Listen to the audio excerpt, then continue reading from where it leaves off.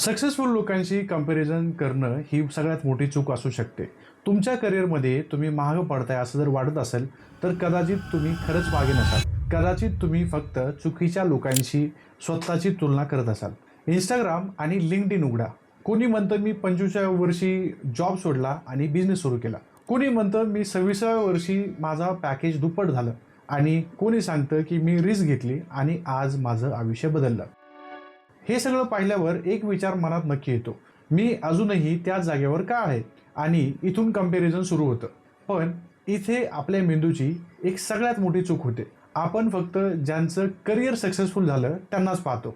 पण ज्यांनी जॉब सोडला, बिझनेस सुरू केला, रिस्क घेतली, महिने महिने त्यांनी मेहनत केली आणि तरीही अपेक्षित सक्सेस त्यांना मिळाला नाही, त्यांची स्टोरी कुठे आहे?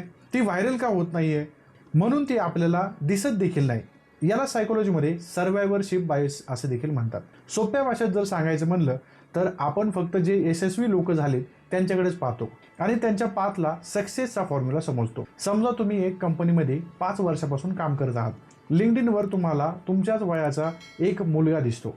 त्याला प्रमोशन मिळाले, दुसऱ्याने स्वतःचा बिझनेस सुरू केलाय, तिसरा परदेशात गेलाय आणि अचानक तुम्हाला वाटतं की मी काहीच अचिव्हमेंट केली नाही. पण थांबा, तुम्हाला त्याच्या आयुष्यातला फक्त एक स्क्रीनशॉट दिसतोय, त्याची पूर्ण स्टोरी दिसत नाहीये.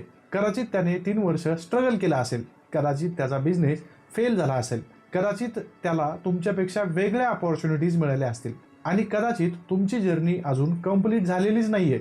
म्हणून सक्सेसफुल लोकांकडून इन्स्पिरेशन घ्या, पण त्यांच्याशी स्वतःची टाइमलाईन कंपेअर बिलकुल करू नका. कारण दुसऱ्याचा चॅप्टर 10 पाहून आपल्याला चॅप्टर 3ला फेल्युअर समजणं चुकीचं आहे. हीच सगळ्यात मोठी आपली चूक असू शकते. पुढच्या वेळी सोशल मीडियावर कोणाचं सक्सेस पाहून तुम्हाला स्वतःबद्दल कमी वाटलं तर एक प्रश्न नक्की विचारा, मी त्यांची पूर्ण जर्नी पाहतोय का की फक्त त्यांचा रिझल्ट पाहतोय? आणि एक गोष्ट लक्षात ठेवा, तुम्हाला कोणाला बीट करायचं नाहीये, तुम्हाला कालच्या स्वतःपेक्षा पुढे जायचं आहे. अशाच प्रॅक्टिकल गोष्टी ज्या करिअर, पैसा आणि आयुष्याकडे पाहण्याचा तुमचा दृष्टिकोन बदलू शकतात. जर तुम्हाला ही स्टोरी आवडली असेल तर नक्कीच लाईक करा आणि मित्रांसोबत शेअर देखील करा, जो कायम स्वतःला दुसऱ्यांबरोबर कंपेअर करत असतो. भेटूया पुढच्या व्हिडिओमध्ये. तोपर्यंत धन्यवाद.